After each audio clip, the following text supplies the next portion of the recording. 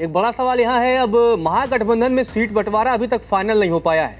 तेजस्वी जो कि मतलब महागठबंधन के चेहरा हैं, दूल्हा हैं, वो कोर्ट के चक्कर काट रहे हैं और महागठबंधन के सीटों का बंटवारा अभी तक नहीं हो पाया है। हालांकि तमाम मशक्कत के बाद एनडीए का सीट बंटवारा हो चुका है। तो महागठबंधन के सीट बंटवारे की गाड़ी कहाँ अटकी दिखाई दे रही है? देखिए, महागठबंधन के सीट बंटवारे का जो मामला है वो कांग्रेस और जो विकासशील इंसान पार्टी है, मुकेश सहनी जिसके प्रमुख हैं, उनके बीच फंसा हुआ है। मुकेश सहनी शुरू से दावा करते रहे हैं कि उनको 60 सीट चाहिए। हालांकि अब जो फॉर्मूला फिक्स हो रहा है, जो हम लोग तक जानकारी निकल करके आ रही है कि मुकेश सहनी को अधिकतम 18 सीटें मिल सकेंगी और कांग्रेस को जो पिछले 70 सीटों पर चुनाव लड़ी थी जिसने कांग्रेस ने, उसकी सीटें घट के 54 से 55 या अपर लिमिट में जाएंगे, ये तो 60 के आसपास आएंगे।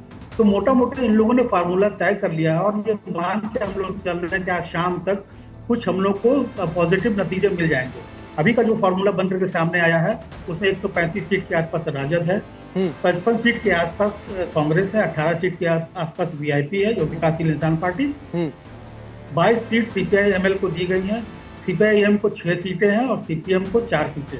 तो ये फार्मूला अभी तक फिक्स हुआ और इसमें हमको शाम तक उम्मीद है कुछ ना कुछ डेवलपमेंट हो जाएगा। लेकिन अगर बात जी जी जी जी नहीं, आप बताइए, आप पूछिए। हाँ जी, ये कह रहा था कि अगर मान लीजिए कांग्रेस की सीटें कम होती हैं तो ये राहुल गांधी के लिए बड़ा झटका होगा, क्योंकि इस बार राहुल गांधी बिहार चुनाव में काफी एक्टिव नजर आए।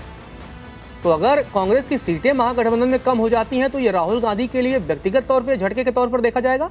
देखिए, हम यही बात आपसे कह रहे हैं कि कांग्रेस और मुकेश सहनी की वजह से मामला फंसा हुआ है जी। कांग्रेस लगातार इस प्रयास में है क्योंकि पिछली बार उसका स्ट्राइक रेट बहुत अच्छा नहीं था।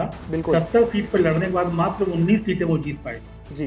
तो राजद इस बात को लेकर कांग्रेस पर दबाव बना रहा है और कांग्रेस की भी मजबूरी है कि वो अपनी कुछ सीटें कम करे। तो 70 सीट के बदले कांग्रेस 60 सीट पर आई है। हालांकि राजद कह रहा है 54 से 55 सीट। वो 5 सीट को लेकर के मामला कांग्रेस ने फंसाया हुआ है कि 5 सीट हमको कम से कम 60 सीटें मिलनी चाहिए। तो हमको लगता है ये शॉर्ट आउट हो जाएगा, ये कोई बड़ी प्रॉब्लम नहीं है क्योंकि एनडीए ने अपनी सीट का बंटवारा कर लिया है। तो इन लोगों पर भी दबाव है, इसीलिए ये लोग कोशिश में लगे हुए तमाम लोग कि हम आज शाम तक किसी न किसी नतीजे पर पहुंच जाए।